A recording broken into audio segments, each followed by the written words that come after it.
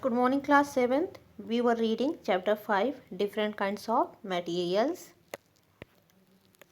In this chapter, we have understood about acidic substances or acids, basic substances or bases, indicators such as litmus, turmeric, China rose. We have understood about neutralization reaction.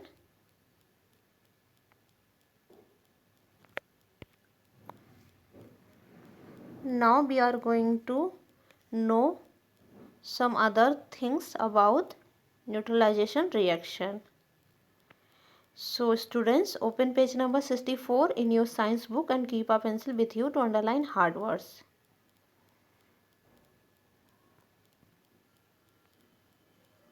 Now I am going to read the page. When hydrochloric acid is added to sodium hydroxide, they neutralize the effect of each other. As a result, sodium chloride, salt and water are formed. Along with this, heat is evolved. Evolved means released. Underline this word. Hydrochloric acid plus sodium hydroxide, arrow, sodium chloride plus water plus heat.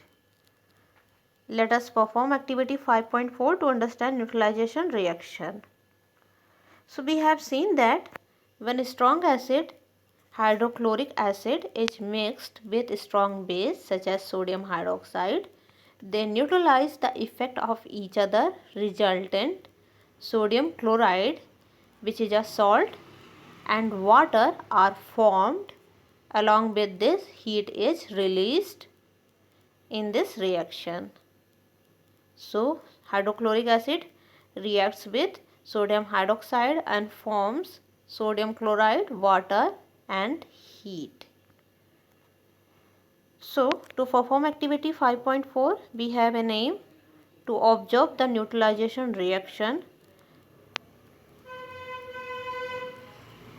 Procedure: first, take a test tube and fill it 1/4 with dilute hydrochloric acid. So first you have to take a test tube and you have to fill it 1/4 with dilute hydrochloric acid. After it, with the help of a dropper, you have to add 2-3 drops of phenolphthalein indicator, which is colorless, to it. Then gently shake the test tube. You have to shake the test tube gently, and after it you have to note down its color. You will observe that the solution is colorless. Now you have to put a drop of dilute sodium hydroxide with the help of a dropper, and you have to shake it gently. Then continue adding dilute sodium hydroxide and shaking it till the pink color just appears. At that point, the solution is just neutral. Now you have to add a drop of dilute hydrochloric acid to the solution.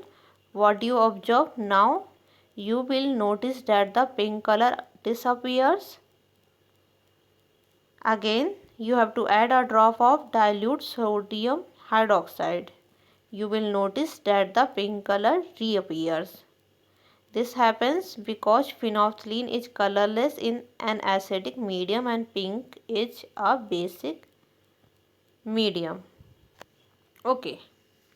So, as we have read in this lesson that phenolphthalein does not give any color with acidic substance or remains colorless with acid, whereas it gives pink color with basic substances. So this happened in this activity. In this activity, we saw that phenolphthalein, which is an indicator, remains colorless when we add it with acidic substance such as hydrochloric acid. But when we mix sodium hydroxide which is basic in nature. Then after adding the phenolphthalein in that solution, the colorless solution turns pink after some time. It is because effect of hydroxide settles after eliminating the effect of the already mixed hydrochloric acid, and therefore phenolphthalein, which is an indicator, gives pink color after adding enough drops of sodium hydroxide. In the same way, upon re-adding hydrochloric acid to the obtained pink color solution, the color of hydrochloric acid, the color of solution, pinkish solution, becomes colorless again, as hydrochloric acid neutralizes or eliminates the effect of sodium hydroxide. When we add again